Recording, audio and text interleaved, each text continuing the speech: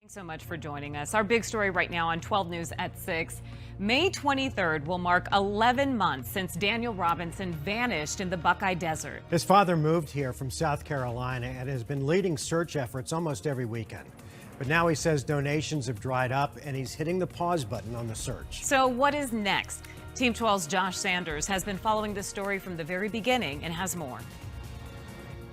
Sometimes your body want to say, I can't do it no more. But my mind say, I got to keep going. Nearly every weekend for the last 10 months, David Robinson has been here, searching the Buckeye Desert with volunteers, hundreds showing up to look for his son, Daniel. 10 months is a long time. Every day it's that same thing over and over again. Daniel's still out there missing. He's organized hundreds of search groups, using drones and other technology to canvass miles of desert terrain around the crash site of Daniel's 2017 Blue Jeep Renegade. Daniel's clothing found inside out, boots and socks, wallet and laptop. No blood, no signs of injury, no signs of Daniel. He hired a private investigator and collision expert. After the airbags came out, somebody turned that ignition over at least 46 more times.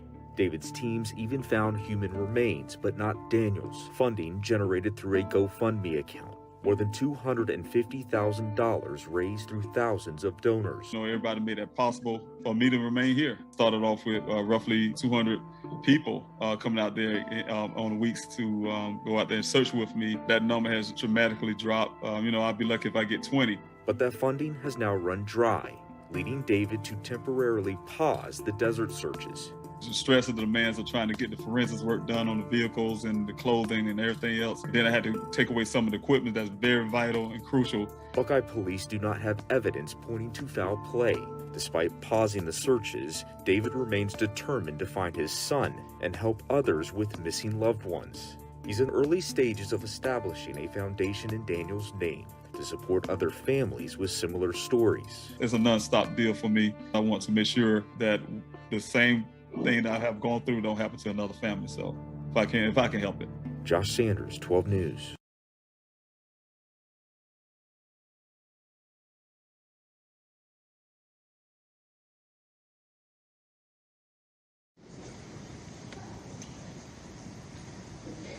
My name is Daniel Robinson. I attend AC Flora, and I'm planning to major in geology at College of Charleston. Good job.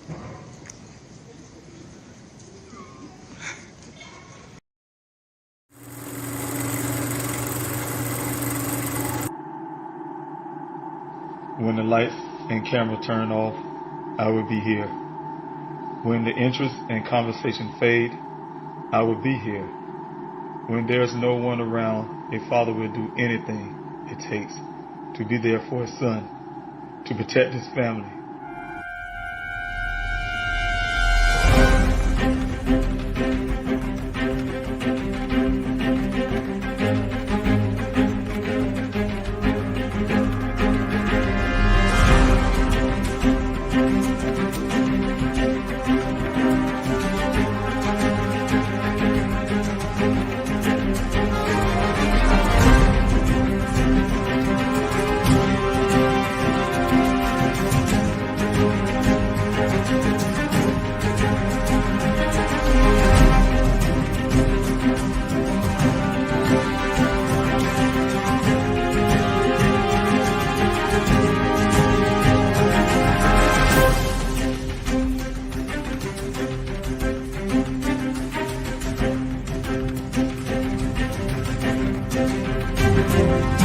Daniel Robinson went missing 4 months ago. This is the last photo his family has of him.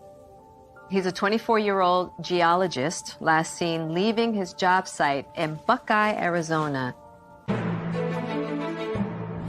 As the Gabby Petito homicide case garners national attention, another young person has been missing for nearly 3 months, and his family is desperate to find him.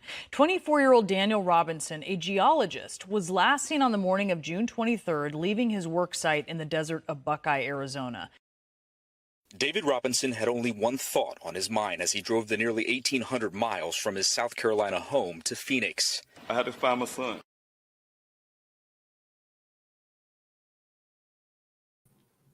And I'm currently searching for him. Thank you for coming in this morning's Q&A. My name is David Robinson. I'm the father of geologist Daniel Robinson. My son Daniel went missing in the desert of Buckeye, Arizona, the snoring desert of Buckeye, Arizona, on June 23rd of last year. My son is a geologist. He graduated from the College of Charleston, came out to Phoenix, Arizona to start his first job in his career. He got hired on with a company called Matrix New World, also called Matrix Southwest Groundwater. Where my son is hired on, like I said, as a field geologist. A field geologist, also called a hydrogeologist, where he would go to various well sites all over the state of Arizona. His job is to check the viability of those wells. Things like he had to check water levels, where he had to determine that they had determined that well itself can produce the 100 years of water that is required by law. Those wells have to be there for each community here in Arizona, as I guess some of them as a backup and things like that. But his job is to determine if it could deliver at least 100 years of water, and also the water that's coming out of those wells. So make sure that the rock sediments on the bottom have to be tested and things to see what's in that well. Again, my son on that day of June 23rd did 2 well sites that morning. Around 7 o'clock that morning, the first well site where he went to go get some water level measurements and some instrument readings. And then from that point, he called a worker from a company called Weber to meet their representative out at a second well site.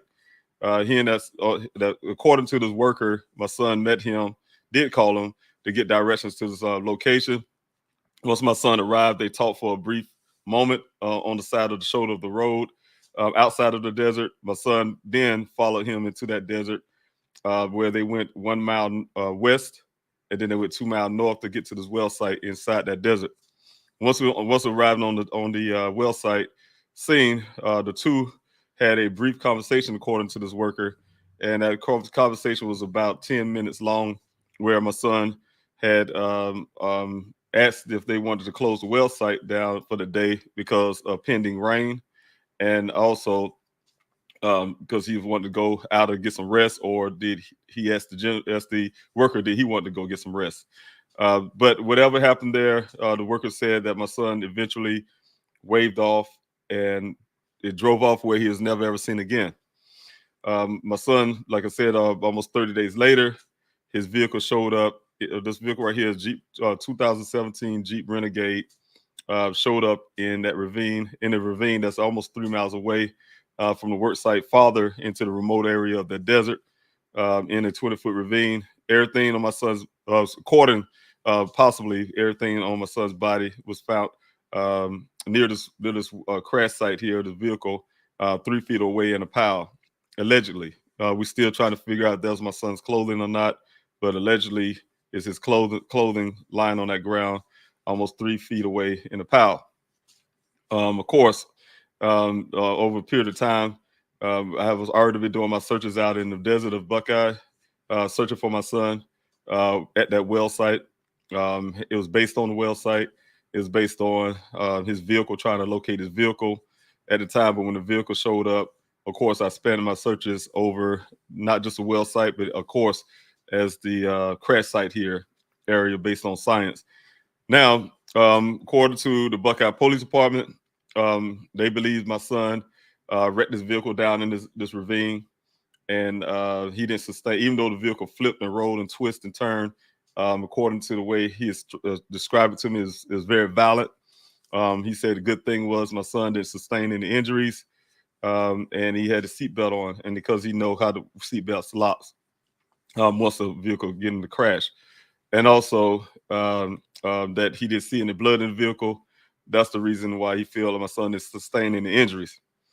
However, at the same time, he said that they believe that my son suffered a severe brain injury, a head injury. And he kicked his way out the sunroof.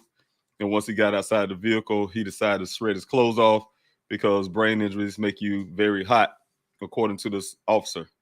And that's the reason why, that explains the reason why his clothing's on the ground and his boots, one boot is on one side of the vehicle, the other boot is tucked up under the vehicle.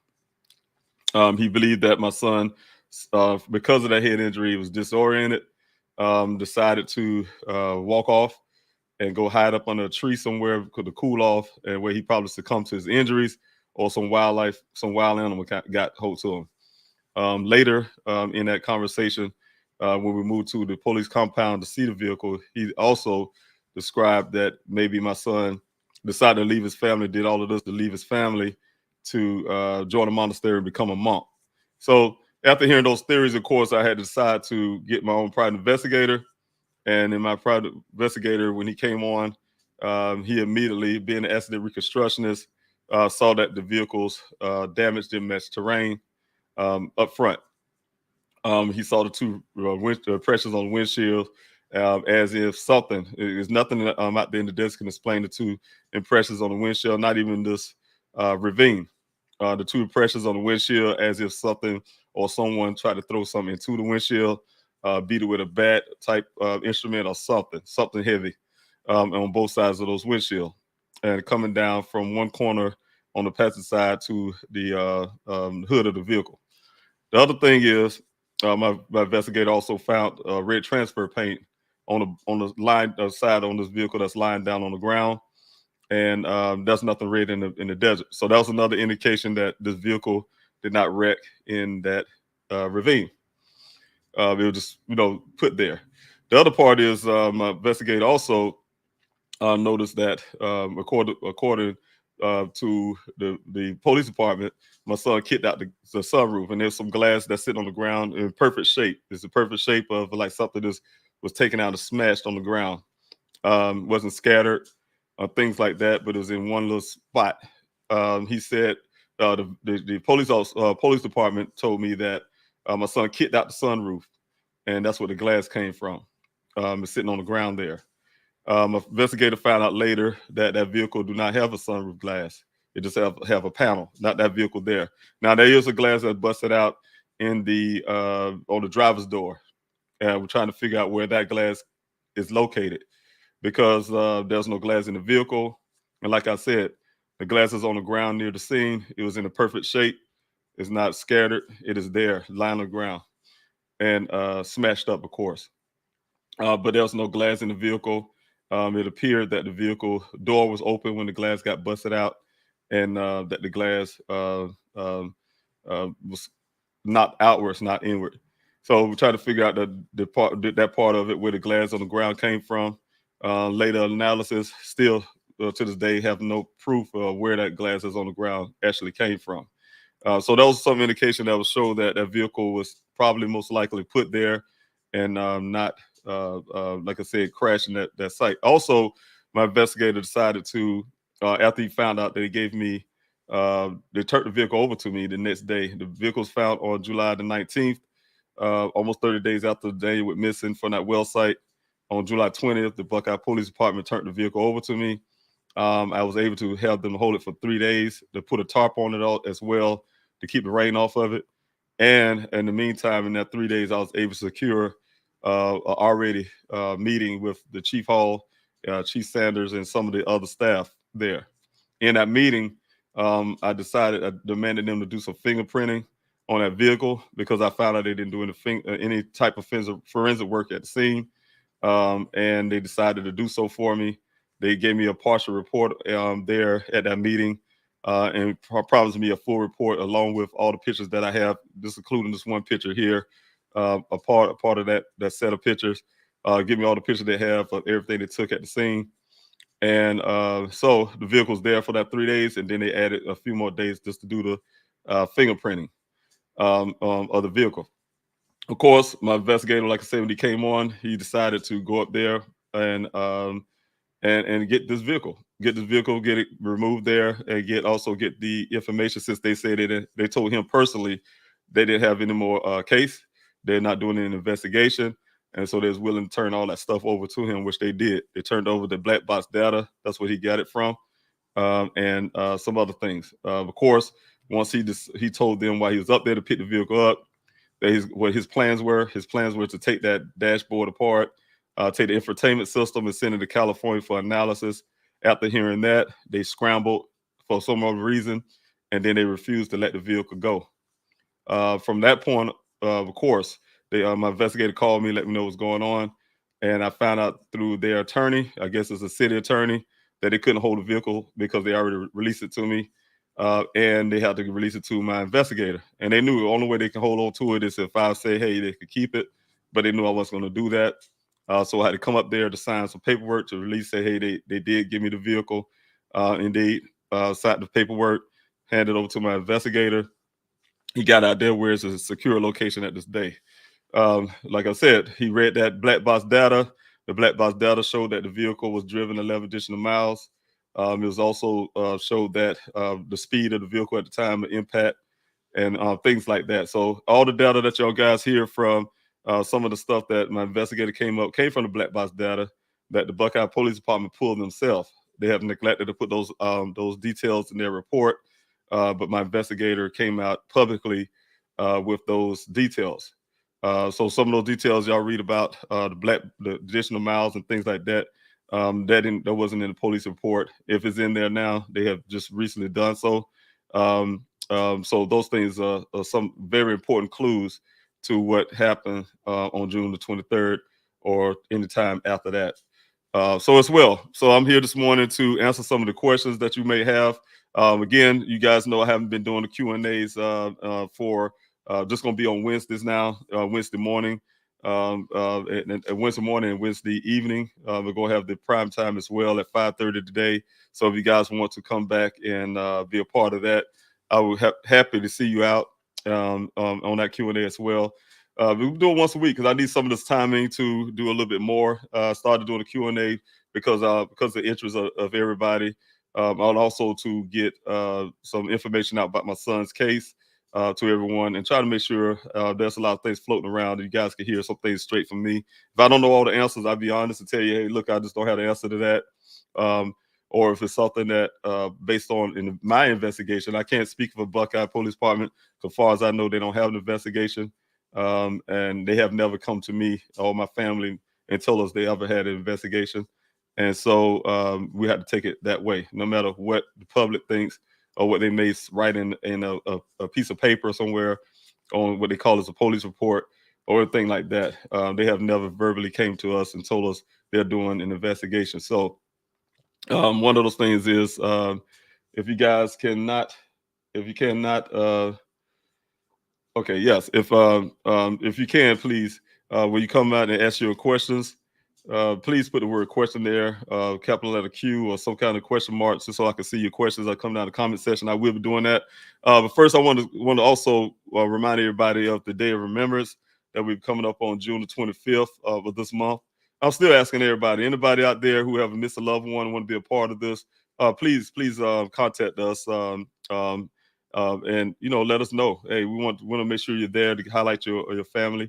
Also share your family story, and as well get you close to some resources and things like that. So you guys come out there and be a part of that. You can go to pleasehavefinedday.com. Also, you can go to Eventbrite.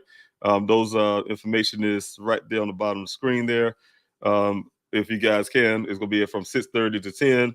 Right here, you can go to Eventbrite. Also, you can go to pleasehavefinedday.com under the events tab to find more information about that as well.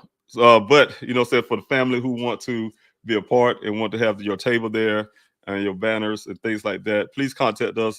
Please help find Danny at yahoo.com, and you can contact us there. Also, the 803-200-7994 number there. But email would probably be a lot better, so that way we can definitely get to you a lot quicker. So if you can, go ahead and send the information there, and we'll contact you and also help you let you know all set up and things like that for this event. Of course, I want you guys, the general public, everybody to show up there in your support, because we need everybody we can to come out and support this event. There's a lot of families out there need all the attention they can. There's a lot of families out there that don't have anybody to share their family story and stuff like that. So I want to make sure, and also don't want to forget that you guys forget also as well that you can also, if you have a missing person, be a part of this platform. To tell your story. I would like to invite you out to the Q&As. I can have an extra Q&A in a week to accommodate you as well. if you can't do it on Wednesdays. So just want to make sure that I can get your help, get your family story out there, and things like that. So also want to thank the last time I went to the city council. You guys know I went to through two city councils so far. I went to the Buckeye Police Department, Buckeye City Council twice. The first time was to observe, to say unsaid a statement by being there, to show my presence along with my team. That was the first time. The second time, just to have them acknowledge me, just to say something, to give them a chance to say, "Hey, Mr. Robinson, we know you're here. Thank you for coming out," or whatever the case may be. Say something about my son. Thank you for finding those human remains out there in our city. I wanted to get the mayor of Buckeye, the city mayor, the vice mayor, the whole city council, the city manager, and the rest of them, chief of police, all of them, a chance to say something, to show their humanity in some kind of way, to show me who they really are. Of course, there's a saying: if somebody show you who they are, believe them the first time, you believe them. And I have tried to even go beyond that to try to give them a chance to see who they really are. They didn't reach out to me, so I came out to the second city council meeting to do it again. But this time I actually spoke, let them know, hey, I'm in your city. I'm out there looking for my son. I've been doing so for an amount of time. We're out there finding human remains. They know everything that's going on in the city, and to see if they can give me some type of feedback. Those people looked at me with a stone face on that panel up there, and to this date, haven't even said hello again. So it's really cold atmosphere there. It wasn't really nothing attentive, as if they didn't really want me there, that type deal. And, I can see the difference. I felt really offended by that council, the whole entire council, the mayor itself of that city, the assistant mayor, like I said, the city council members, as well as the city manager and chief of police, all of them up there. Okay, and then I decided to go to the Phoenix city council meeting. Total different reception. Very attentive people. They're very engaged. They hold the council on the podium. The council up on the platform. Well, one of the members even went out of his way to try to help from that city. Had called me back to the mic to try to hear more and try to help from there. But of course, the city manager, they do have their rules. Had to tell this council he could do it after the fact. They get me in contact with their police department, to some other little resources, and they trying to do everything they can to help as a department and as a city. So I give the hats off to the city of Phoenix for their help and things they would hopefully be doing in the background to help as well. So I'm really grateful for their just coming out. The city manager met me outside of the council meeting to have us to speak with me and everything like that. So I'm really grateful for all those that came out of the way just to speak to me as well. Also, I went to the Maricopa County Sheriff Zone, if I can say his name correctly. Very, very receptive as well.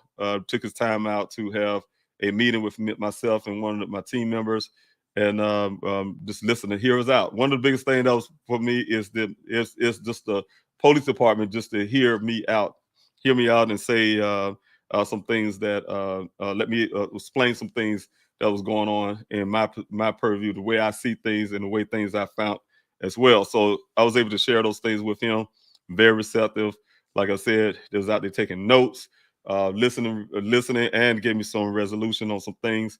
So I really we're grateful for him for taking his time out in his day, his busy day, and actually gave me, I think it was talking for almost 2 hours. So I'm really grateful for him to doing so, and I really appreciate that each time I think about that. So it's different reception. I will be going to the city council for Tempe. My son is a resident of Tempe, and I will be doing that as well. I did register for that. It's tomorrow night, tomorrow at 6 o'clock, Thursday at 6 p.m. Here in Arizona time. And I will be doing that as well, going to that city council just to make sure these cities and things know that what I'm doing in their city. Of course, I said that in the Phoenix City Council. out doing city operations, where passing out the flyers, had the flyer distributions to you name it. A lot of things coming out of Phoenix, a lot of things works out in Tempe and some of the other surrounding cities, especially Buckeye. A lot of operations will be coming out of that. As well, I want you guys to be aware that they may be coming up soon. I just want you to keep your ear out. There may be coming up soon another desert search out there. So definitely want y'all to stay tuned with that. To keep checking with pleasehelpfinddaniel.com for any changes on that, and as well, if that was to happen. And also that just, well, like I said, just don't forget about the Juneteenth event on the 25th. We definitely would like to have your participation. No matter what city you're from, you put that on your calendar now, and you can make plans to come out. Please, by all means, be a part of that. 6:30 to 10. We'd love to have you out there. That'll be a very big support for people who have missing families. So this is a problem that's going on in this whole country. It's not just a one-person problem, not just my family problem, but it's a problem for the entire country. This is going to make a lot of statements. Here it is, the unity of people who have missing loved ones. We need to get these laws changed where these families, and like what happened to my family, there should never be a family devastated knowing their person and say, hey, my person I know is missing. I know my person's in danger. Something is going on. Something's not right. And then the police department say, well, they're a grown man and he can leave if he want to. That shouldn't have been something that just assumption that was just come up front. That just automatically tell me you just don't want to go look for my son. And that's the reason why I had to take that long trip, 2,000 some miles out here to Phoenix to go do it myself. And I've been doing it ever since. Like I said, you guys have been champion. There's no police department to date have been any kind of champion to my searches out there in the desert, my effort to find my son when it comes to flyer distribution. I would like to put a lot more. Of course, my son was worth well more than any money to do a reward. I even went to Chief Hall for that. See if the department can chip in some money. He told me he couldn't do that. So some of those avenues there to do everything I can as a father, as a man that loves his son, as an advocate for my whole entire family, standing in the gap for my family. So, I was want to make it clear, the police department, no agency, police department at all, have any dealing with any of my searches, any of my efforts to help find my son. Any investigation that I'm doing has nothing to do with the police department. They have not helped at all. Period. Zero. Anything they have done is things they just write in their report. I did physically see them do what they say would be a Civil Air Patrol search. That was almost 2 weeks after the first search. The first search happened almost 3 days after my son went missing.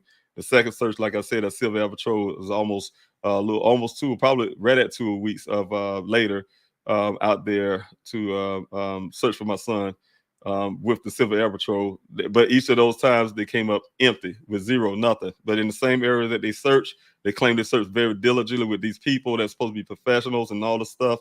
They came out with zero, anything. But yet, since I've been doing my searches, we have been finding human remains. We've been finding other articles of clothing in piles, just like my son's clothes there.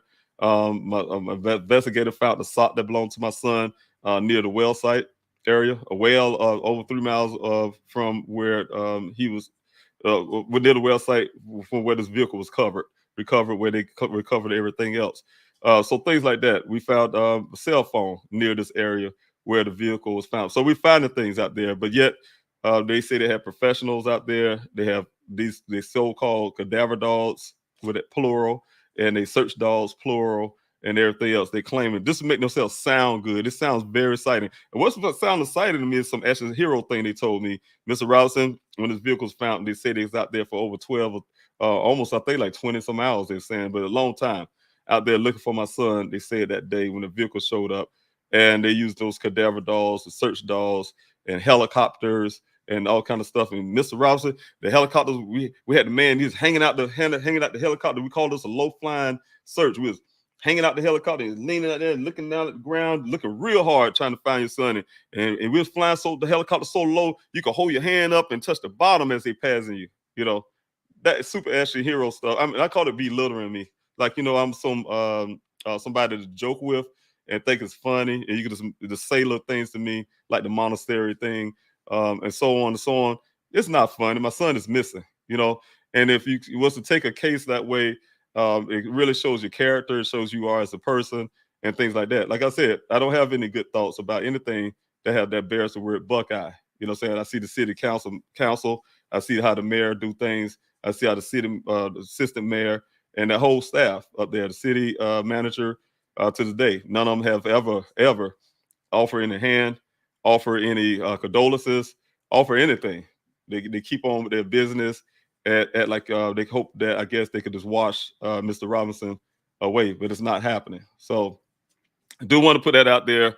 If you guys can, please, like I say, I jump off a subject and I go to a far different direction, but I do want to say, yes, if you can come to the event there, we definitely need you out there. It's the Day of Remembrance, and I definitely want you to be a part of that. Also, the anonymous tip line is there for those who have any tips or know anything that happened with my son. Again, I just don't want to plead anymore. I just want to ask. No, as a human to a human, a person to a person. If you know something and you're reluctant to say for whatever reason, it may be a family member that you know that has some involvement, or it may be you personally. I don't know. Whatever the case may be, I think near a year is long enough for a person to keep something when they have an entire family suffering and worrying about their loved ones. So that's what anonymous tip lines for. That's what I'm paying for. So I'm paying my monies, not for everybody else who's listening right now. Don't know anything that happened to my son, but you, the person that actually know what happened to my son. I'm paying that money for you. This is like a present for yourself, so you can actually talk. Some people reluctant because hey, I want nobody to know that I said something, or they'll know I said something, or whatever the case may be. That's what the anonymous tip line is for. Any kind of clue, any kind of something that will lead us in the right direction. Anything if it's something that you did self, it's time to confess it up.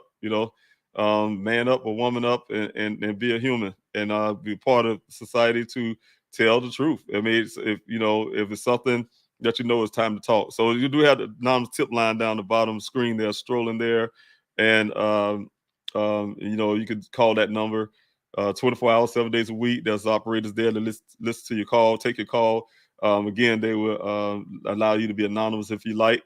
Again, I always say it over and over again. If you don't want to talk to them, you can also text the word tip to that number, and you still can remain anonymous. That's the most important part too. You don't want to talk to anybody, you definitely do that. You also have the avenue of calling me, texting me with that number that you see on the bottom as well. Email. You can email there as well. So definitely want you guys to, whoever it is, to use this tip line to your advantage as well. Lastly, I want to say Q&A going forward will be only on Wednesdays. There will be two. There'll be the one that I'm doing now, and then this evening we'll be doing one at 5:30 p.m. Here Arizona time. That'll be 8:30 p.m. on the East Coast. So if you guys want to come back, if I missed your question this morning, you also can come back and revisit that. So your questions. So thanks so much for coming in this morning. I will go down the comment section now. I want to thank everybody for coming out this morning, being part of this Q&A. First of all, I want to thank my team for being moderating in the chats. Being there this morning. I just see a lot of my team members here, like Barry. Thanks so much, Barry, for being here this morning. I really appreciate you coming out. Also, Tub 883, thank you as well for coming out this morning. Also, So Fresh Smell, Sophia, thanks so much for being here this morning. I really appreciate you coming out as well. Again, if you guys have any questions, please don't feel free to answer those questions. Ask those questions. Make sure you put the word question there first, a capital letter Q or a question mark or something before your question. That way I can identify it as I'm coming down the comment section.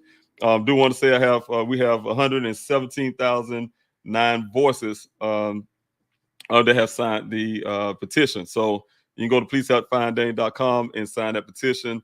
That's your voice. Again, that's your voice speaking out and helping this case, helping this case and helping my efforts in that way. People ask, hey, how can I help? That's one way you can help as well.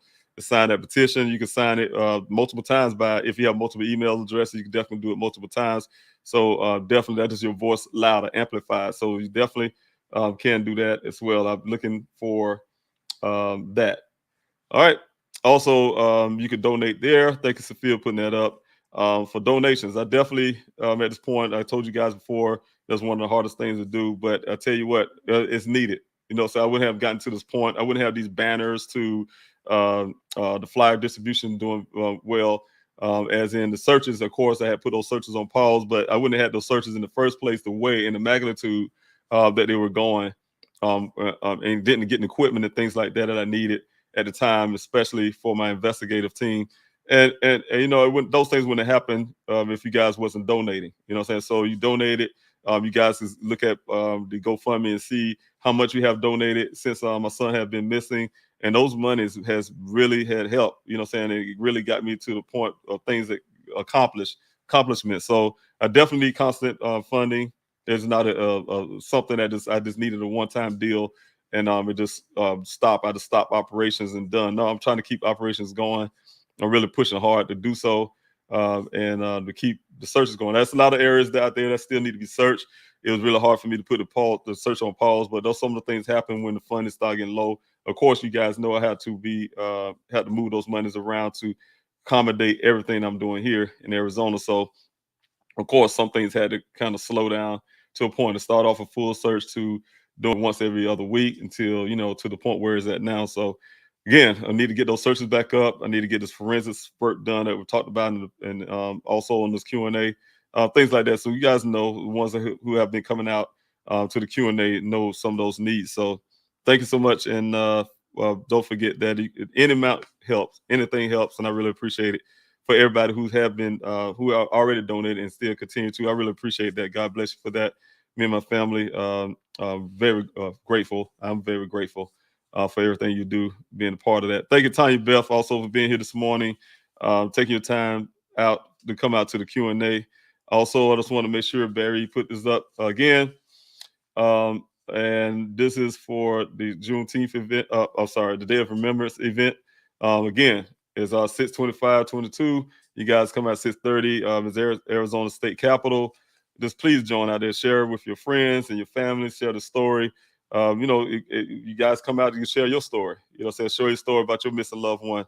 We definitely want to highlight and amplify your missing person's story, and get it out there as much as we can. So please come out and be a part of that, and I really appreciate it. We do. Thank you also, Shauna, for being here and helping out as well. Good morning to you, and I'm really grateful that you're out here supporting this morning. Don't forget to hit that like, share, subscribe button, especially those who are just coming in for the first time on this Q&A. Definitely got this channel up to 1,000 subscribers. I really appreciate that. Without you all, would have never got to this point. That really helped out as well as getting more people involved and things like that, getting Daniel's story out there a lot farther. So definitely have to put more content. I will be working on other content to put on this channel.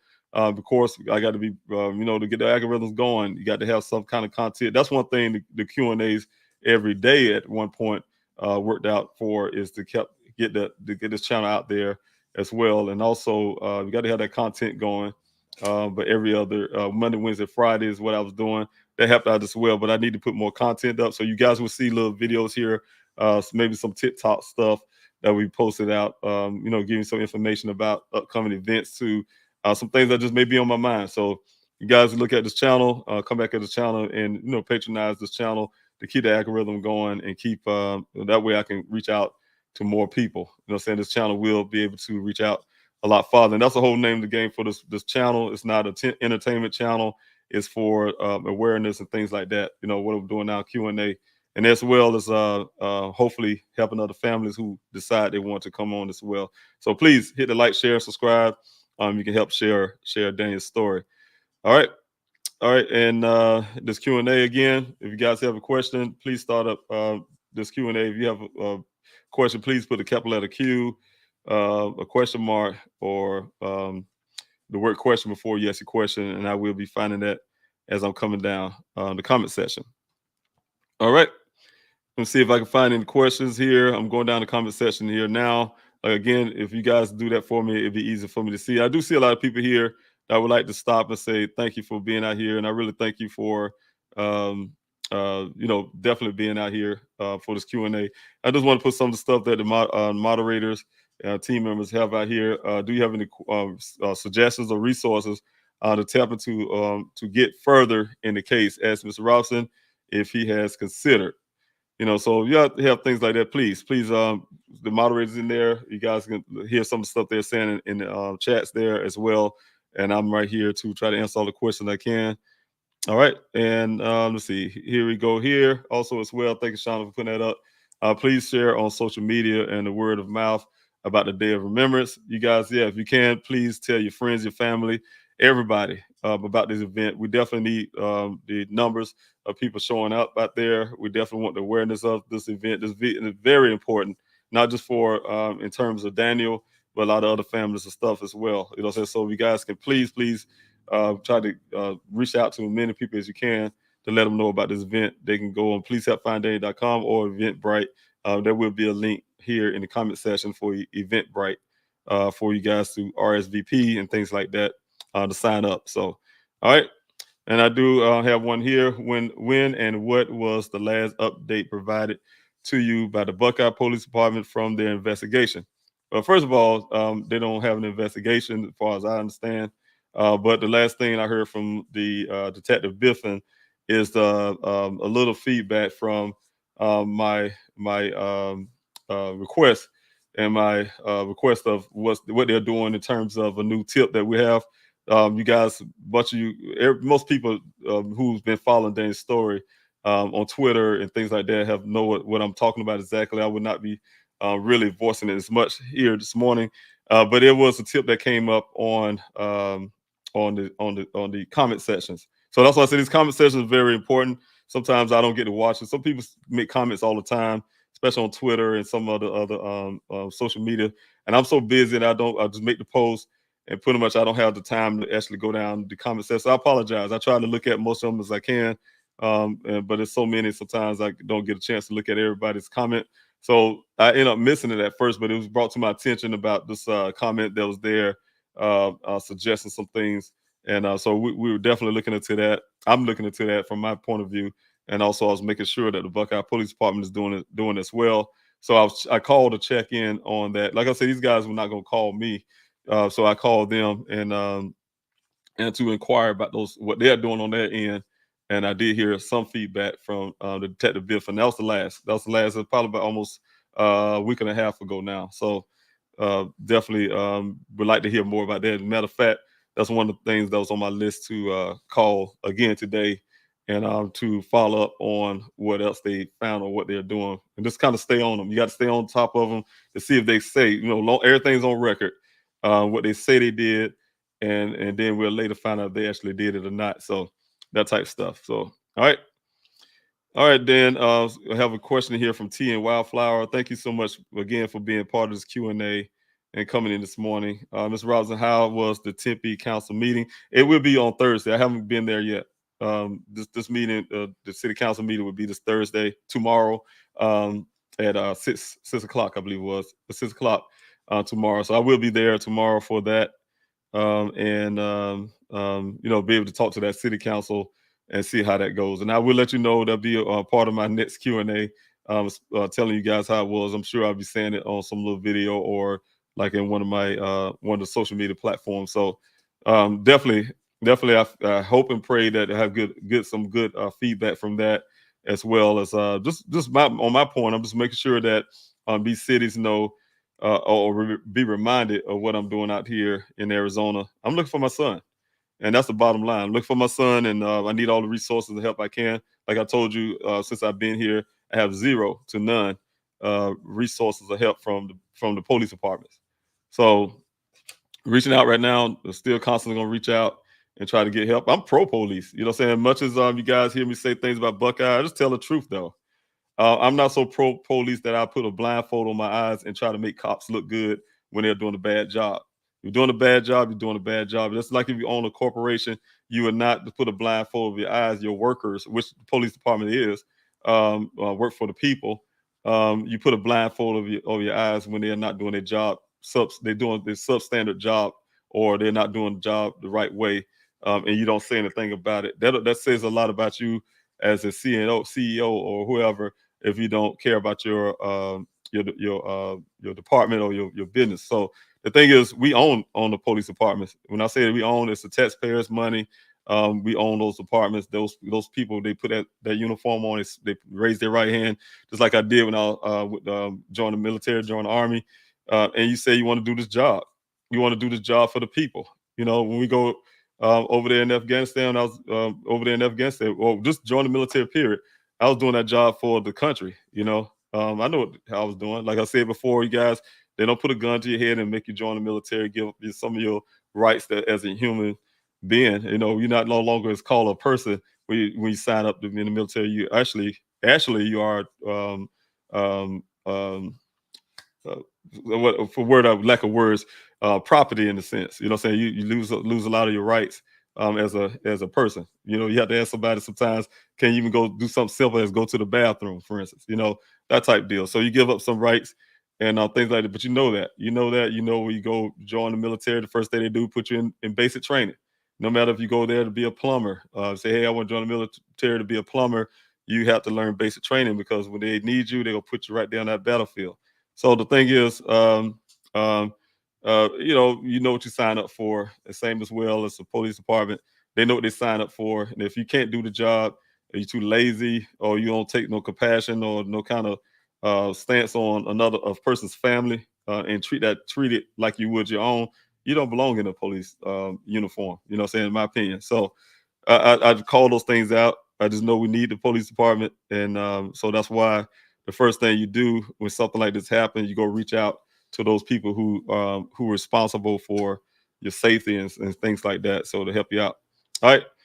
And thank you so much. Also, TNY Flower, I do too. I hope that the Tempe Council is as receptive as Phoenix, and I really do. And I really have suspicion that they will be. I don't see any indications that it shouldn't be. It's a different kind of city. It's not a rural area.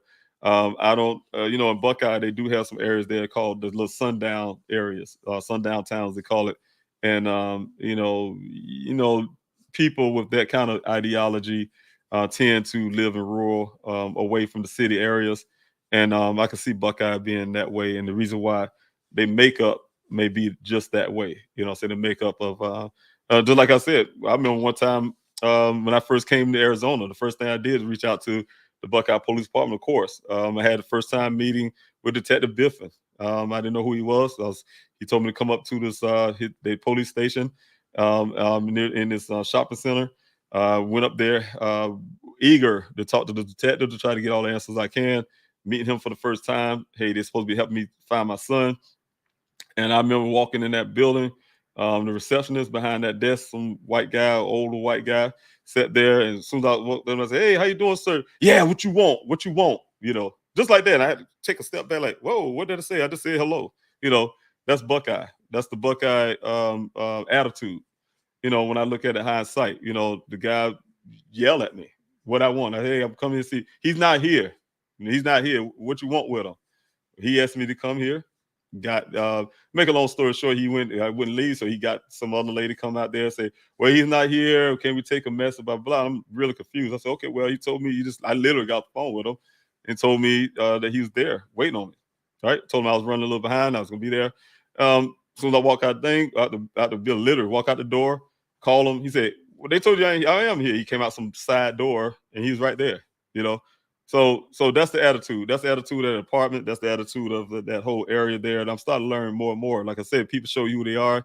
You can't deny it. You can try to pretend and try to overlook things, but it is what it is. You know what I'm saying? Those type things are what it is. You can put those things collectively together, and then you can see the real attitude that goes on in certain areas. So again, all right. I hope the Tempe Police Department is very receptive, and I really have suspicions that they will. All right, I do have a question here. For Shauna, thank you for your question. Did the Buckeye Police automatically give you their many updates reports each time they changed them? No, they did not. I don't even know how many reports they got now. The way I'm looking at it from my perspective, and the reason why I have to do it that way is because when I had that meeting after my son's vehicle showed up, in that meeting, in a few days, I think within that 3-day span, I already had that meeting in the making, and that meeting was put in the making from a source that I can't disclose here, but that source had got that meeting set up for me. And it's ironically that my son's vehicle showed up, and when they tried to get me to get that vehicle out of there that day, the next day after that, and I asked them for that I literally begged a grown man for 3 days just to hold the vehicle till I could find Daniel's lien holder to the vehicle and see if they're gonna come pick it up or whatever, or where to take this vehicle. It's ironic that I was able to already had that meeting set up, and so when I was able to do that meeting, they gave me everything. You know what I'm saying? So from my perspective, only thing I can see from the Buckeye Police Department is, hey, they took what they told me. They didn't have any more. They didn't have no more leads to follow. This thing was over. They gave me everything that you guys see on the scene of the scene here. Everything they held, and it was all marked for safekeeping. Right?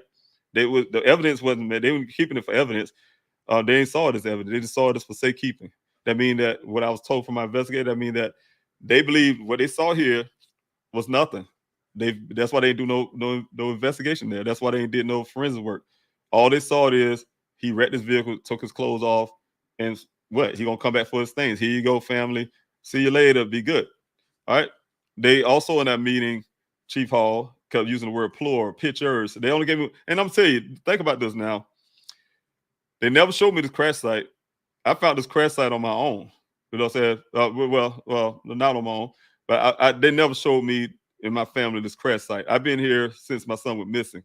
They never called me, hey, Mr. Robinson, the vehicle has been found. Like I told you, they waited almost a little over 24 hours just to tell me the vehicle was found the next day, right? And they did not once say, hey, we want to show you where we found your son's vehicle, this scene here, take me there and show me. None of that, right? Very disrespectful. I'm telling you, this is how you look at the department itself.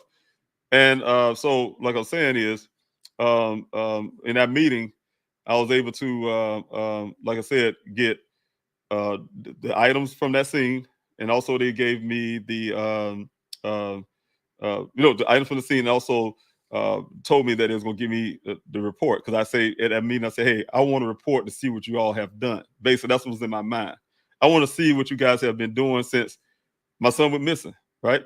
I need this report. Oh, yeah, I'm gonna get, because he kept using plurals and say, hey, we took these pictures, and they gave me one picture to go by. I'm telling you, you guys, the day they told me my son, that next day, they told me my son's vehicle was found. They gave me one picture to go by. Went back to my hotel room with one picture. I'm just a very disrespectful people. One picture, and the picture was, you'll see the picture, that's the first original picture that's out there in the public. Very hard to see, nothing really detailed, as in the coloring and stuff. They kind of had like an orange color, red color kind of hue to it. And but one thing I did notice is that they didn't have any forensic markers and thing. That's what kept that one picture. I'm good at working, because one thing we learned in the military is to pay attention to details. That's one of the things that get drilled into you a lot. You always pay attention to details, and those details showed me that they didn't do any forensic work. And I did get them to say that in that meeting, in a recorded meeting with a person there, deserved, and they didn't do any forensic work there. And so I definitely was able to get Chief Hall to, because he kept using the word plural, pictures, to say, hey, he gonna give me all the pictures that they have, because they done with this case. They gonna give me all the pictures what they did. That's where this picture right here came from the set of pictures they gave me. They say, hey, this is all the pictures we have. But now here it is. They tell me in their report, you guys see it. They say they use helicopters and all those. To this day, I have all the pictures. They say they gave me everything, right? There's no helicopter fit. It fits the story that the rancher gave me. They didn't have no helicopter there for my son. They had a drone. And it's kind of funny, because when they gave me those pictures, that rancher was right. He didn't know about what they gave me. All they gave me was drone footage. That's it, because that's all they did. And you look on the ground, he kind of named how many soldiers, how many officers there was out there. And when I look at the drone footage they gave me, he right. It's only about a total of about 5 or 6 officers out there, spread out a little bit, standing there, whatever they're doing out there, that day. So from their own pictures. So the thing is, what I'm saying, I got the pictures, and then they also, Chief Hall, using that plural stuff so much, told me also that he was going to give me the report, because I asked for the report again. And he said, well, we're not completing the report just yet. Right now we have a partial report, but we can give you that today. And Detective Biffin, when he finished, the detectives and the officer finished writing up their stuff what they had to write, we're gonna give you the full report. We're done.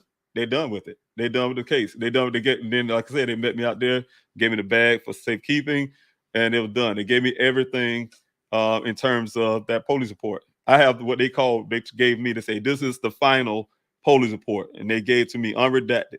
I have an unredacted report. Final report. They done. They done with my son's case, right? They told my investigator the same thing. They put it on, they even went so far as put it on their Facebook page. But then when I started talking about it on the media, of course, they deleted that what they wrote out there in social media. But you know, as we know, everything don't get erased. I still have copies of that. And they don't get erased and never get erased off social media. But they did erase it, try to cover themselves up. But my investigator came along and they told him verbally, they don't have a case. Here's everything. Here's the black box data that we collected. Here's this, whatever they gave him. That stuff. Because they're done my son's case. They don't have an investigation. So, like, to answer your question there, no, they don't give me any updates. If I don't call, they don't call me. You know, so why would I have anything nice to say about the Buckeye Police Department at all? You know, they show me who they are. They show me the things they're capable of doing, just to try to cover themselves up. Their interest is not trying to find Daniel. Their interest is, in my opinion, is to try to cover themselves up, to try to make them look like their department don't have any biases, is not doing anything nefarious or whatever case may be. They're just looking up for themselves and try to make themselves look good, you know, because we already know what they did, falsifying reports. The Chief Hall himself got suspended for that department falsifying reports, crime statistics, and things like that. So, you know, think about that. But anyway, no, they gave me the final report, and so because of that, every time they come up with something new, and people come to me all the time, hey, they got this in the report. Oh, they saying this in the report, and it'd be things beyond me. Like I just stopped reading it. Because they keep changing so much. I was going through the report, comparing it to one other report they had at the time, and they changed the whole sentence, paragraphs, and stuff. And I'm looking like, this is ridiculous. You know what I'm saying? So I'm not going to look at something people doing to make themselves look good or lie or whatever case may be. I'll be stupid to sit there and read whatever they write. I can't believe nothing. Once they start falsifying some stuff, especially like, hey, the father said he was in love with a woman he didn't know, and his daughter, things like that. When they start falsifying things, I call the whole report false, and that's my opinion. So I don't look at it anymore. So whatever they put in the report from going forward, I really don't care, because I know it's, you know, they could make the public believe whatever they want to believe. Of course, they have a bullet pulpit when it comes to the public, but you know, the truth is the truth, and I'm going to continue to speak the truth about it. So, all right. Like, share, subscribe to the channel. Definitely want to you guys to please you know, like, share, subscribe to help this channel grow even more. Get those the information out there as well. And definitely need you guys to do that. Also, again, let's start with the Q. Let's do a Q&A strong. Q&A strong, like Sean was saying here. Get those questions rolling. Remember to put the big question mark there to keep the Q or the word question there before you ask the question, and that will help me as I'm coming down. And also, thank you for putting that up too as well. Q&A is only going to be on Wednesdays only from now on. We're going to be at 1 in the morning and 1 in the afternoon, in the evening. So you guys can definitely please be a part.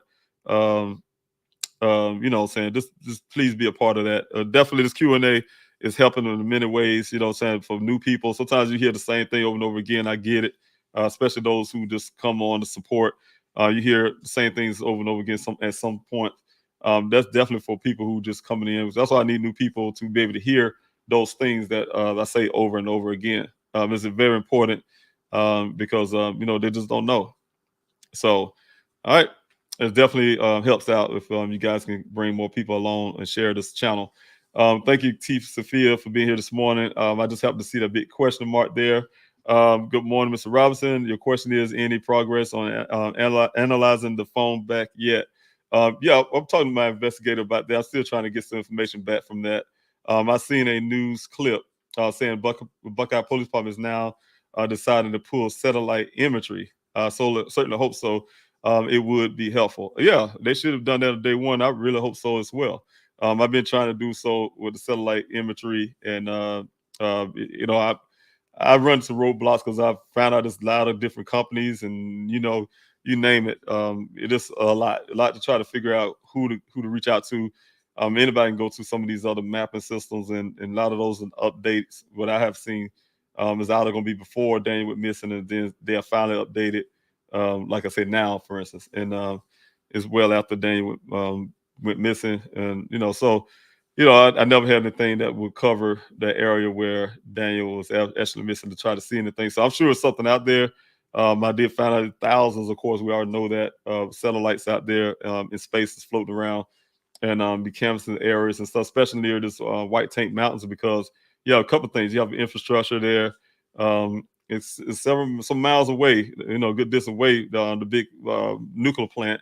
But they do have the power lines that come from that nuclear plant that goes up to infrastructure there in that desert substation, or whatever we're going to call it.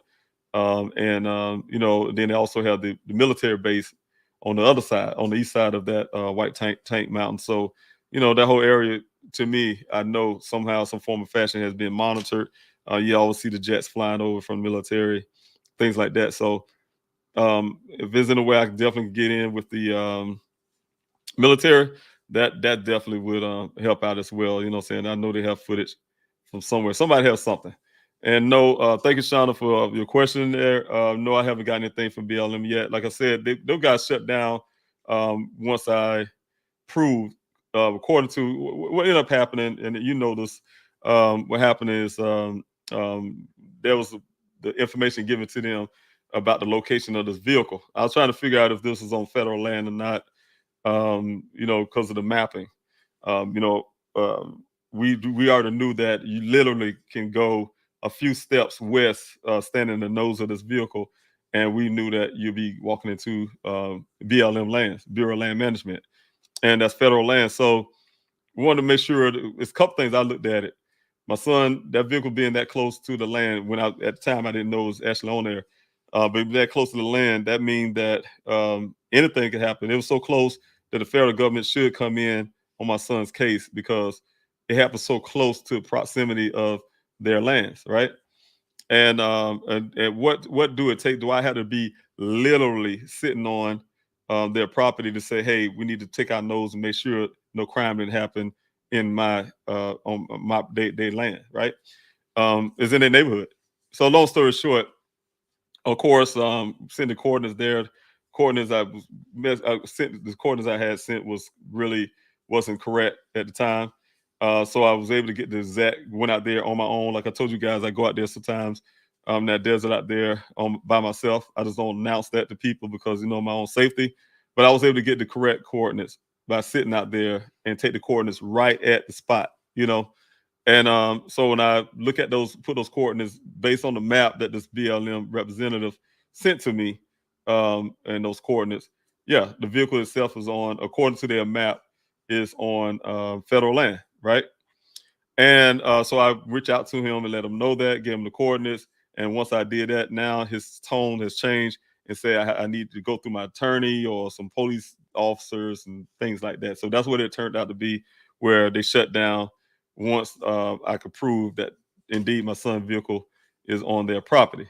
Once that happened, they didn't want to talk to me anymore. So that's what's going on with that right now. I'm still going to try to push that, and the representative find out other ways to get somebody to say. I did mention it to the FBI when I went up to the FBI with one of my team members to talk to the agent that Buckeye had the case briefing with. And so I did mention that to him as well.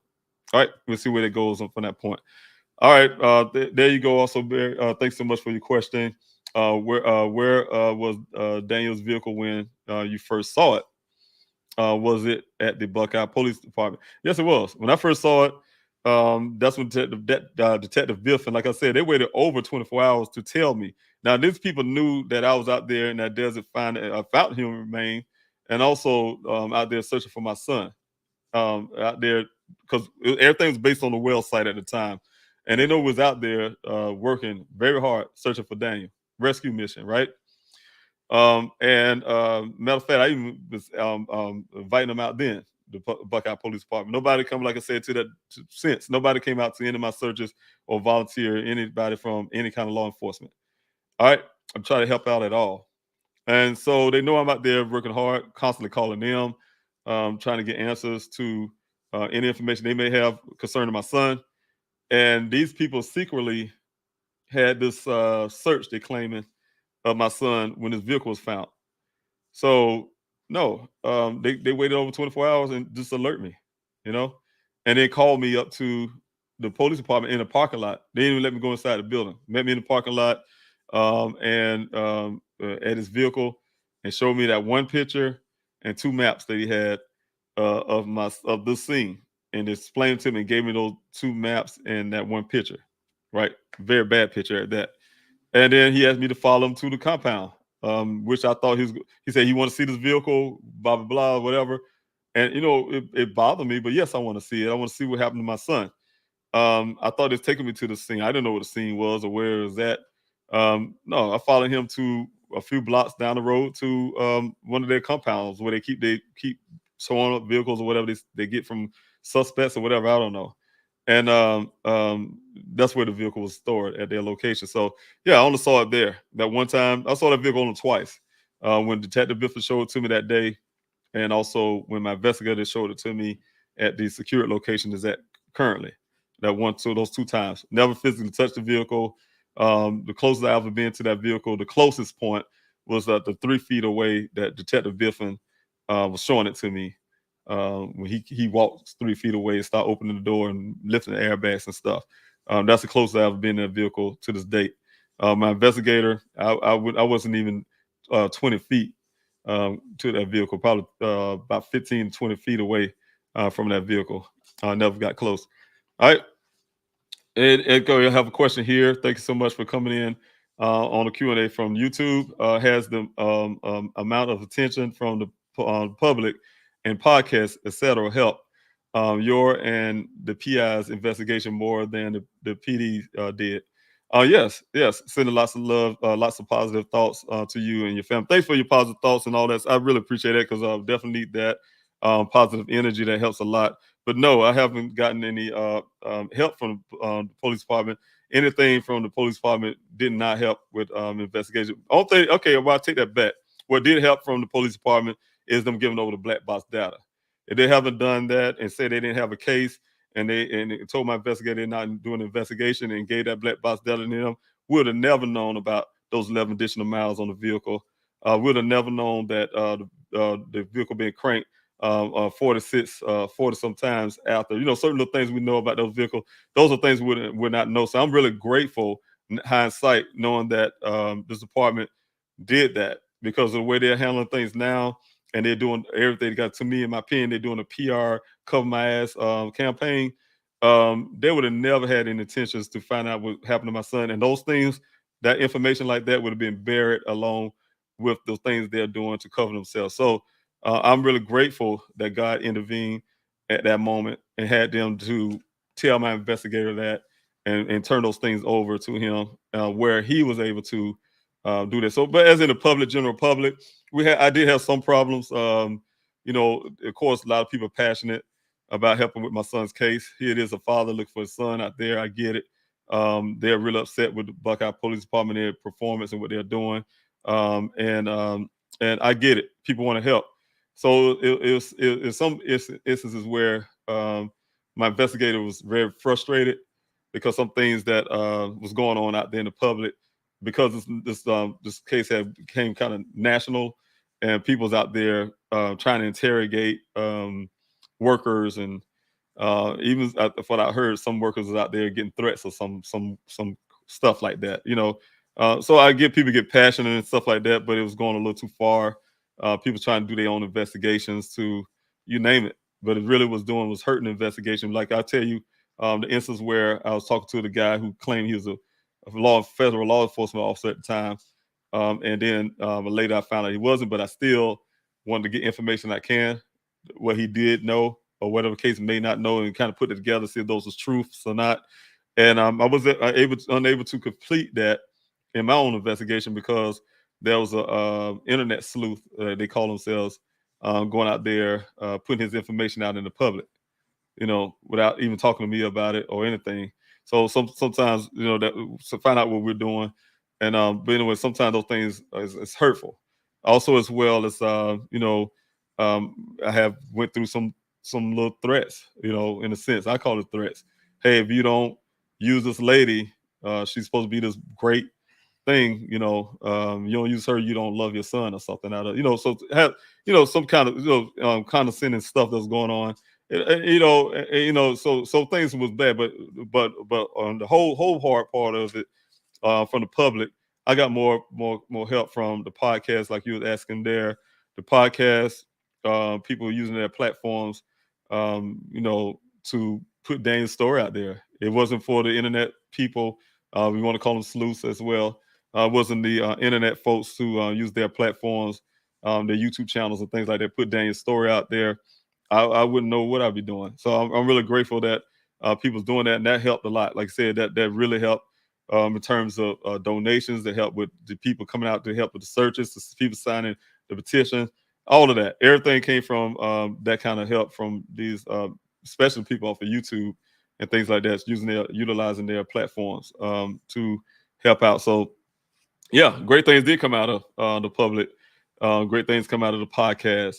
And to help as in helping my PI, he may have at the time, the first PI, he at the time he may felt some frustration with the public stuff, but he made himself public. So a lot of that happens too, because he was, as y'all guys know, he was really, really, really in the public. I have investigated now. He's not public person like that. So definitely two different different vibes, two different type people. But the thing is, as if he probably would say no, investigator now, I really don't know what he'll think about the public help as much. But I can say yes, it helped out a lot. And then there were some ways that it hurt. So, but mostly good stuff. All right. If anybody have any more questions, please put those question marks there. And I really be asked this question. I really like to hear those. When was the last time? Thank you, Barry, for this. When was the last time you heard from the rancher? Well, the last time I heard from him was I was at my hotel, and he came to do an interview with myself and my investigator, and told me everything he knew. And him investigator, I don't know what kind of conversation they had on the sidebar, but I did have a good sit down with him and got all the information I needed from him. And at the time we sat there together, he, his wife, myself, and my investigator. And that's last time. It was rough. It was last year sometime. I want to say probably like in September, somewhere around there. August, September. And, very, like I said, gave me a lot of information. A lot of stuff he said is consistent with some of the stuff that I found. Like, for instance, well, I could say consistent as in I take it as believable only because of what was given to me, like those pictures. I'm saying these pictures, for instance, he said, hey, it wasn't no, they didn't have no cadaver dogs, like they like plural. They had a dog, and it wasn't a cadaver dog. It was some dog they had because from Maricopa County. I did mention that to Maricopa the other day too, Chef Bazone, because they use their dogs, and they they implicate them, say, "Hey, we use their dogs," plural. And I agree to understand this rancher, for instance, his story. Hey, look, it wasn't no dogs; it was a dog, and that dog came out at 10 o'clock at night. I know I was there the whole time. Dog came out 10 o'clock at night, been out there almost an hour. They brought the dog back because they said the mountain lion that live out there was stalking it, right? So they had a dog. They didn't have these search dogs, and I'm telling you, it was consistent with that. Again, my searches, we found a human skull near this area. If they're using all these cadaver dogs and search dogs that they claim they're using, why haven't them dogs found that? Them dogs are trained to find dead human remains, right? And human remains. And the thing is, they hadn't found a snow cone. I mean, anything out there, nothing. I know you can't find snow cone in the desert, but you know what I'm saying. They didn't find nothing. A pink elephant, a giraffe, nothing, a lion, nothing. They found nothing out there, you know. And we've been finding things right there in the area. They claim they searched with all these search dogs and cadaver dogs. So I question and I believe that statement from that rancher. He further also said in that meeting, the number of officers that was out there, I counted on their drone footage, and that's correct. He also said they only had one razor, and it's kind of ironic because the 2 times Buckeye to come out to my search to bring these equipment they came empty-handed with, they always bring that one little razor with them, right? He said that he changed the tire because they came out there with a razor, and the razor tire was flat, and he had to change the tire for him. So but to answer your question, last time I talked to him was right there at my hotel. So him and his wife. All right, I do have another question here. Shauna, thanks so much. According to one of the reports, inside the vehicle had water damage. I laughing at that because I'm telling you guys, if y'all say some things like that, this stuff is not in the report that I have. And when I laugh because I noticed that they add things based on what I say in my Q&As, based on what I'm investigating, and based on my logics, what don't make sense. So what they do is go in and add that part to cover that part what I came up with, right? Because I'm gonna tell you this. I'm gonna read what you said first, and then I'm gonna tell you this. That make me laugh. That's why I laugh, because I'm really stunned. I don't read the report, the new ones, and but I'm stunned at the stuff they're putting in it now. According to one of the reports, inside the vehicle had water damage, right? I had a vehicle, and we're gonna see about this water damage. First of all, a hard hat in the vehicle was filled with rainwater. Okay, they did have that in there, right? Were you able to find out the weather forecast 1 or 3 days before the Jeep was found? Yes, we did, and I need to go ahead and print those out. Those things don't never go away. You can get those from the Weather Channel all the time, right? You also can get the weather for a specific day. First of all, I just take the testimony of the rancher. Of course, no significant rain at all. If that day that with the 23rd, that vehicle when Dane went missing, for instance, it only rained for less than 5 minutes. The day when the vehicle was found, there was no rain at all. There was no rain for days, like I told you guys before. And I'm telling you the weird part about that. He says water damage. First of all, I'm gonna prove that there's no water damage. Nothing my investigator ever mentioned about that vehicle. No picture that we have, detailed pictures of that vehicle in there will show any type of water damage. First of all, nothing is wet. I'm gonna tell you the weird part about it, and I know they're gonna change the report based on what I'm saying this as well. Nothing is wet in that vehicle. Nothing is wet at all. There's a lot of paper. There's a lot of trash. When I say trash, it wasn't trash like he trashed, but I guess things get thrown around. They all mumble it together, right? Nothing damaged. You can see the writings on a piece of paper. You know how you take a wet piece of paper and you put something wet, water, whatever case, you waste your coffee, water, or something on paper, and it starts smearing the letters and the ink and things like that. None of that, right? None of that's been smeared. The crazy part is they gave me a picture with a hard hat to bolster that story to make it seem like the vehicle been out there that long. The hard hat was in near the back. Now think about this: the vehicle turned on the side. You guys see here. The only openings that rain can get inside this vehicle is through the driver's window, because that's smashed out, and the sunroof. The only 2 areas where that's open to the elements, right? But this hard hat is sitting in the back, away from the front part, and also away from that sunroof. How did the water fill up in that hard hat, right? And then they put inside this hard hat some kind of business card, and it's almost like the business card was just set in there for the picture's sake. And the reason why I say that, because that business card, if it was sitting there that long with that water, that business card would turn to pulp. I used to work when I was drive trucks, go to these paper mills that they take these big logs from the trees, believe it or not, take these logs and they put them in this big old swamp. It's like a big swamp, but they made this thing. They put these logs out there and they let it just ride and get soft and all that. That's where they make our tissue paper and stuff, right? Procter & Gamble. Let's go to their plant. And it smells really bad, but they make that wood get soft. But anyway, anything sitting in water that long, wood, paper, would start turning to mush.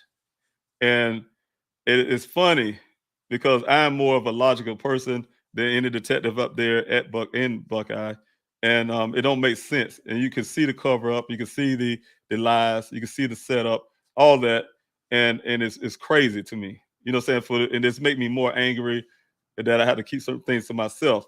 But seeing that, if I show you the pictures, guys, since they want to put that up there, I can start releasing these pictures of that hard hat with this water, and you guys can see what I'm talking about. They filled this water, this hard hat is filled with water. Think about this. If you take water from a scientific level, when they get measurements of water, like say, hey, it rains so many days, so many inches of rain, we got significant rain, right? It wouldn't fill up no hard hat. You know, this hard hat is almost fill up to the rim, right? Of rain. It was raining that much, like really, you just overdid it. You know, whoever did that, they overdid it. And then you put a piece of paper in there that, like I said, if it was sitting there for such length of time, even for a day, that little card would not be, you won't be able to read it, and it won't be in the shape that is in. It would turn to mush. So those things don't make sense to me, and those are things I'm keeping written down, common sense, and they just keep changing. And I'm gonna tell you something. More times, my mom, like I said when I was a kid, and it's the truth. It's true for everything. Every time you lie about something, right, and you try to cover up that lie, this make things worse, right? So stop. Just start telling the truth and just stop where you're at now. Just suffer the consequences, whatever the case may be, because it don't make sense. You're just making things up, and it's getting worse and worse for yourself. And because you cannot defy logic, it's common sense. So you know, when I hear that, this made me angry. Of course, for them to put things like that. And you know, yeah, it is ridiculous. To make a long story short, it's ridiculous. I laugh. You know, sometimes some things so make me so angry that I had to laugh about it. It's so funny. It's hilarious. It's hilarious how people can be and how things can be just to try to make themselves look good. So, all right, I do have a question here for Shauna. Thanks so much. Not including Luke Air Force Base. Who or what companies have been have been contacted to attempt to get the satellite imagery, and what has caused a brick wall? I can't remember these companies off names off, you know, offhand and things like that. But you know, they usually Google, of course, would be some things off of Google. You know, of course, you look at some of these satellite imagery from companies like that. You know what I'm saying? But it's all kind of companies there. I can't just give names off verbatim. I can't remember exactly here at this moment. But definitely, it's a lot of them. There's a lot of them that you can go through and try to look them up. And you know, some you have to get some type of be a part of some kind of group, in the sense you have to sign up for it and things like that. So there's a lot of streams you have to go through with some of them, and some of them, just like I say, you try to go straight and get some information, go back or whatever, and it's all outdated. Most of them is outdated, or the ones I have found was dated after, like current, like I guess updated. They don't just have it like constantly running. I think the way I thought of it was like they're gonna have these satellite you just roll back, and it's constantly moving all day. You just seeing this footage, whatever, this area, and it don't work that way. It's almost like still pictures, right? And those things was like I say, outdated before Dane went missing, years before some of them.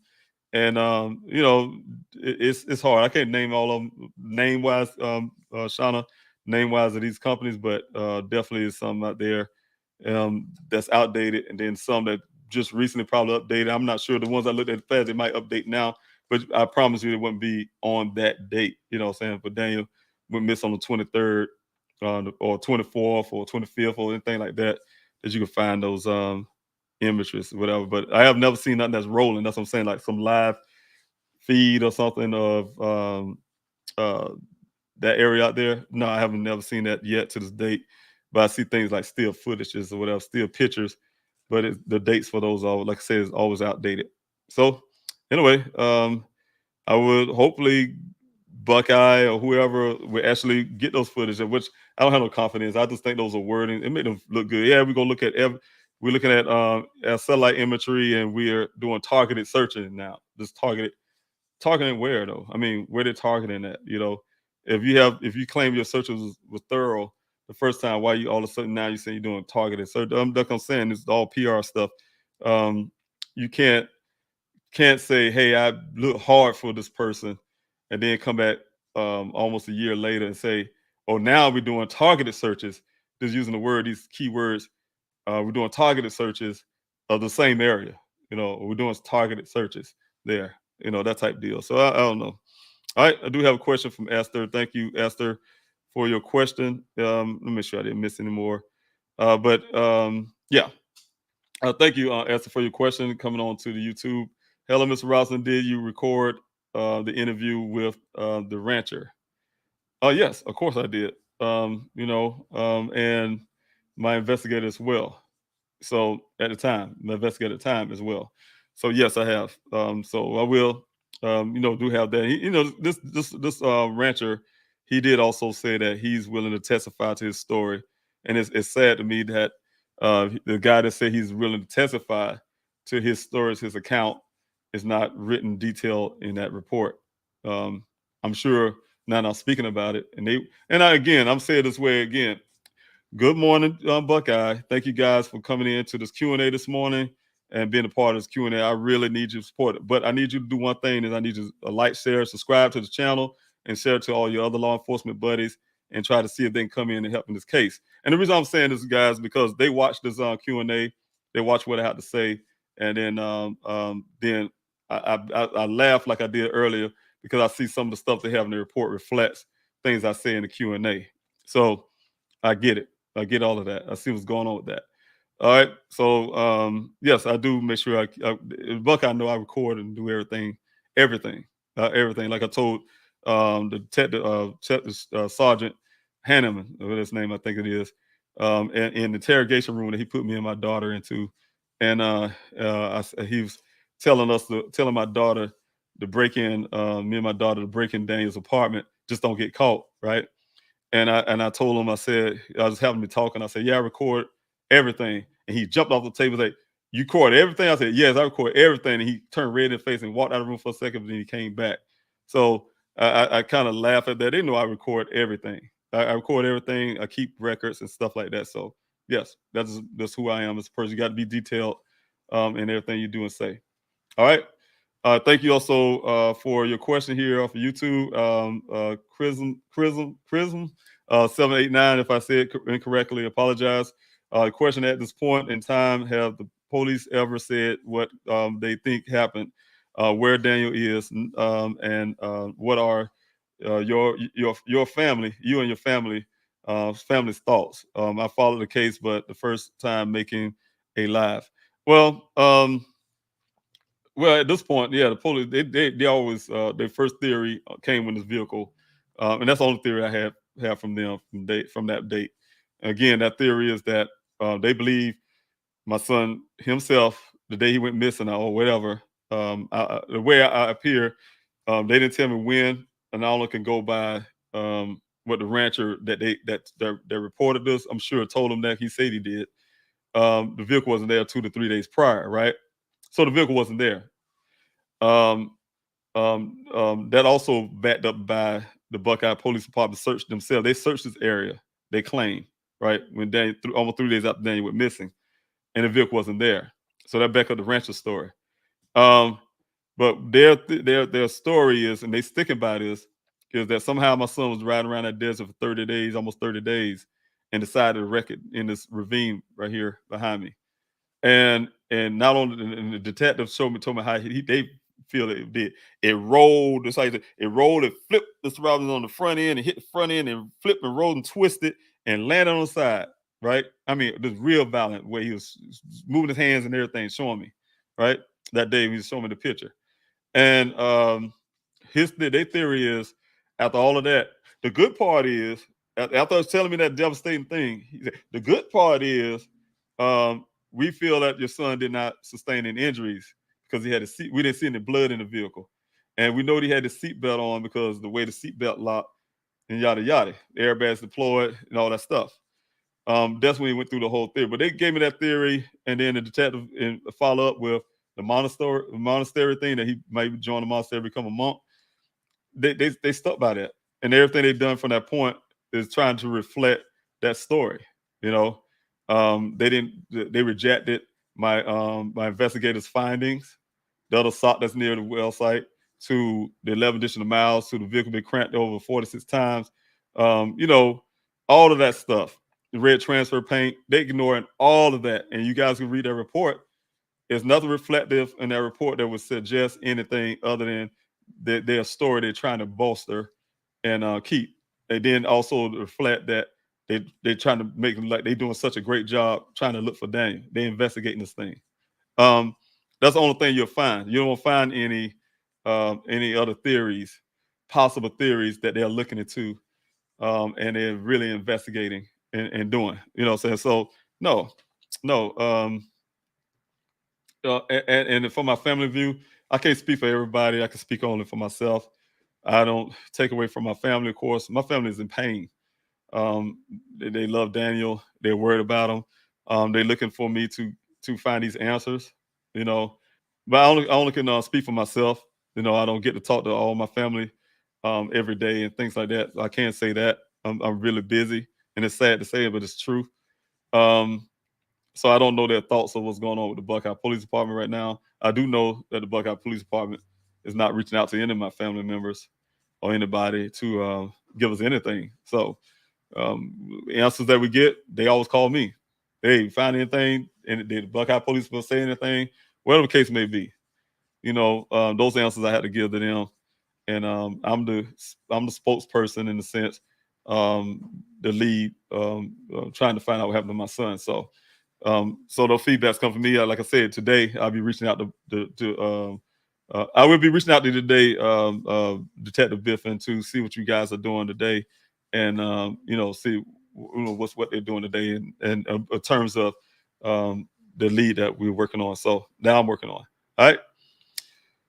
All right. Do I have any more questions here? If you have any questions, please, by all means, ask those. I do have one for T and Wildflower again. Thank you so much for your questions. Can you request another meeting between the Buckeye Police Department, FBI, and you to go over the case update? No, Buckeye Police Department left you out on the first meeting. I'm sure it can, but at this time I would probably make sure I have an attorney present or somebody else. I wouldn't never ever at this point have any kind of confidence in anything that department would do.